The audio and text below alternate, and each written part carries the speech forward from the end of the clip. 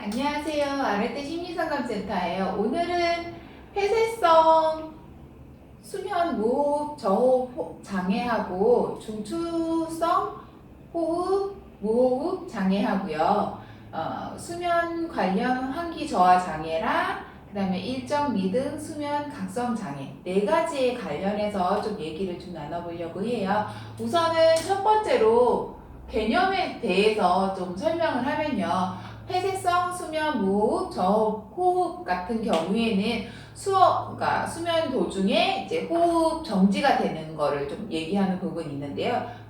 예를 들면 코골이 자다가 코를 드렁드렁 보는 사람들 있잖아요. 그러니까 코골이를 좀 하는 사람이라고 생각하시면 될 것 같아요. 그리고 중추성 수면 무호흡 같은 경우에는 수면 중에 이제 호흡 정지를 하긴 하지만 이제 얕게 코골이를 되게 잔잔하게 한다고 생각하시면 될 것 같아요. 그리고 수면 관련 환기 저하 장애 같은 경우에는 수면 도중에 호흡 기능이 좀 저하되는 그런 부분이 좀 있어요. 그리고 일정 리듬 수면 각성 장애 같은 경우에는 수면 시간이 왔다 갔다 하기 때문에 수면에 대한 어떤 좀 약간 붕괴가 좀 일어나는 그런 부분을 좀 얘기하는 부분이 있어요. 그러면 특징에 대해서 살펴보면요.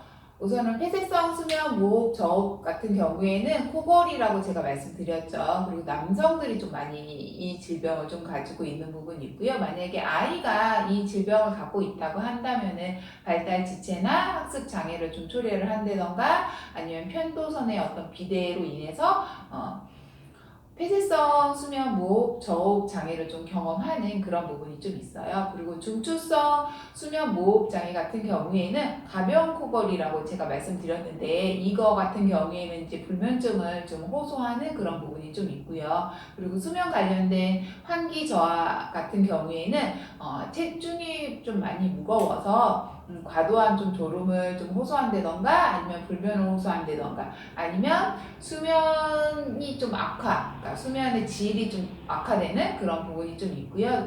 이 질환 아까 제가 남성이 좀 많다고 얘기한 부분이 좀 있어요. 그리고 일정 리듬 수면 각성 장애 같은 경우에는 늦게 자고 늦게 일어나는 그런 게 자꾸 일어나다 보니까 잠들기가 좀 어렵거나 아니면 깨는 게 좀 어려운 그런 부분이 좀 있어요. 예를 들어 우리 여행 갔다 오는데 뭐 먼 나라 좀 여행 갔다 오면은 비행기 시차 좀 적응이 좀 잘 안 돼서 그런 부분이 있고요. 아니면 교대 근무 밤낮이 왔다 갔다 해서 그 교대 근무가 좀 바뀌는 그런 직업을 갖고 있었을 경우에 일정 리듬 수면 각성 장애가 좀 걸릴 확률이 좀 높아요. 그러면 이게 지금 네 가지 다 모두 수면 관련된 장애인데 공통점을 좀 찾아본다면은 체중이 좀 많이 나가는 사람이 있고 이 남자들이 좀 많이 있고요. 그리고 수면 붕괴가 되어서 과다한 졸음을 좀 호소한다던가 아니면 잠을 좀 못 자는 불면을 좀 호소한다던가 그런 부분이 있고요. 만약에 졸음을 좀 경험을 한다고 한다면 졸음을 좀 참지 못해서 식사하다가 자거나 아니면 걷다가 자거나 아니면 운전하다가 좀 자는 그런 부분이 좀 있어요. 그래서 낮 시간에 만약에 낮잠을 자도 그렇게 개운하지도 않고 아침에 일어나면 되게 피곤하고 두통을 좀 호소하거나 아니면 고혈압이나 갑상선 질환을 좀 가지고 있을 수도 있어요. 그리고 졸음으로 인해서 기억 장애를 좀 일으킨다던가 아니면 집중하는 데 있어서 곤란을 좀 경험을 한다던가 아니면 어떤 성격 변화가 오는 그런 부분이 있다라는 거 알고 계시면 좀 좋을 것 같고요. 그러면 원인을 좀 살펴보면요. 서서히 좀 진행되는 부분이 있고요. 그리고 40대 이상인 남성들한테 좀 많이 오는 그런 부분이 있고요. 노인 같은 경우에는 좀 이런 질환을 좀 많이 경험해서 잠자는 질이 좀 많이 그러니까 좋지 않아서 좀 불편함을 좀 호소하는 경우가 좀 있어요. 그러면 진단을 좀 살펴보면요. 폐쇄성 수면 무호흡 저호흡 같은 경우에는 이 수면 검사하는 게 있거든요. 수면 검사 시 5번 이상 폐쇄성 무호흡 저호흡 증상들이 좀 보이는 그런 부분이 있어요. 예를 들어 코골이를 한다던가 아니면 주간에 좀 졸음을 좀 많이 호소한다던가 아니면 피곤하다던가 아니면 잠을 자도 그렇게 개운하지 않는 그런 부분이 좀 있고요. 그리고 두 번째로 중추성 수면 무호흡 장애 같은 경우에는 검사했을 때 5번 이상 중추 수면의 무호흡을 좀 호소하는 그런 부분이 좀 있어요. 그리고 세 번째로 수면 관련 환기 저하 같은 경우에는 검사 시 이산화탄소의 어떤 상승으로 인해서 호흡 저하가 좀 일어나는 그런 부분이 있고요. 그리고 일정 리듬 수면 각성 장애 같은 경우에는 수면을 방해하는 졸음이나 아니면 불면 아니면 수면 관련된 어떤 호흡을 교대 고무나 아니면 시체 적응이 좀 안 돼서 호흡 수면을 할 때 좀 호흡이 좀 잘 안 되던가 아니면 좀 잠들기가 좀 어렵다던가 깨는 게 좀 어렵다던가 그런 부분이 좀 있어요. 그런 거로 인해서 폐쇄성 수면 무호흡 저호흡 장애를 진단을 받는다던가 아니면 중추성 수면 무호흡 장애를 진단을 받는다던가 아니면 수면 관련 환기 저하 장애를 좀 경험을 한다던가 아니면 일정 리듬 수면 각성 장애 질환을 좀 판단하는 그런 부분이 좀 있어요. 이거 같은 경우에도 감별해야 되는 부분이 있는데요. 어떤 부분을 좀 감별해야 되는지 간단하게 살펴보면요.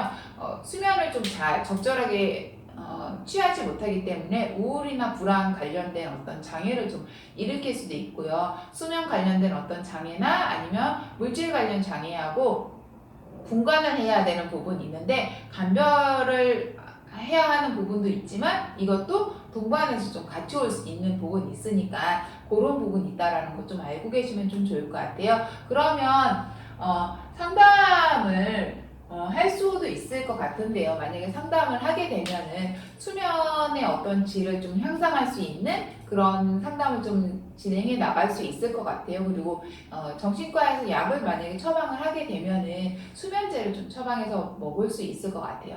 만약에 우리 아이가 지금 말한 4가지 질환을 갖고 있는다고 한다면 우리 아이 좀 어떻게 집에서 케어하면 좀 좋을지 어머님들이 궁금해하실 수 있는데 우선은 아이 체중 관리가 먼저일 것 같아요. 체중이 좀 과하게 많이 나가면은 이제 뭐 폐쇄성이든 중추성이든 이런 호흡 장애를 호흡으로 인해서 어떤 수면 장애를 경험할 수 있기 때문에 식이요법을 좀 통해서 체중을 좀 조절하는 그런 부분이 먼저 필요할 것 같고요. 그리고 물질 사용하는 부분에 있어서 물질을 너무 과도하게 하면은 이제 수면하는데 어떤 문제를 일으키기 때문에 뭐 예를 들어 흡연이나 알코올 아니면 카페인 관련해서 물질을 좀 조절해야 하는 그런 부분이 좀 있고요. 그리고 수면 환경을 좀 개선해야 될 필요성이 있어요. 예를 들어 수면 시간이 좀 규칙적으로 잠자는 시간을 좀 규칙적으로 갖는다던가 아니면 잠을 자지 못하겠으면 그냥 잠을 안 자고 다른 활동을 좀 한다던가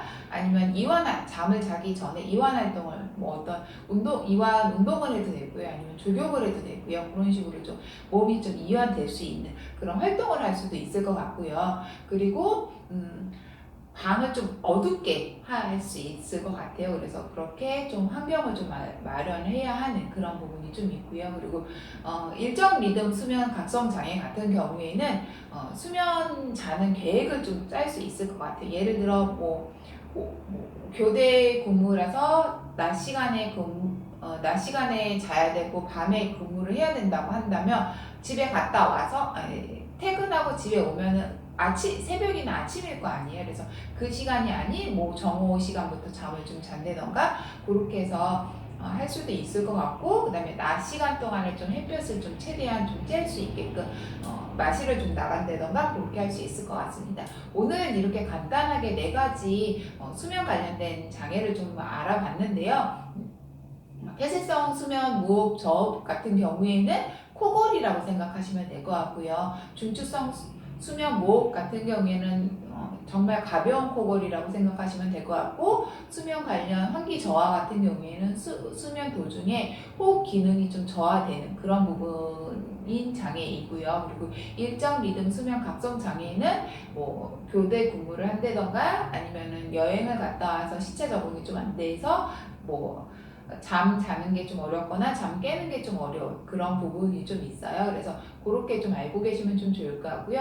만약에 우리 아이가 이런 장애를 좀 갖고 있다라고 한다면 환경을 좀 수면 환경을 좀 바꿔줘야 하는 부분, 그리고 체중이 좀 과하게 나가면은 수면 관련된 장애를 경험할 수 있기 때문에 체중을 좀 관리하는 그런 부분이 좀 있을 수 있을 것 같고요. 만약에 우리 아이가 술, 담배를 한다던가 카페인을 좀 너무 많이 한다 그러면 물질을 좀 사용하는 부분에 있어서 좀 줄여나가는 그런 부분을 좀 할 수 있을 것 같습니다. 오늘은 이상으로 마치겠습니다. 감사합니다.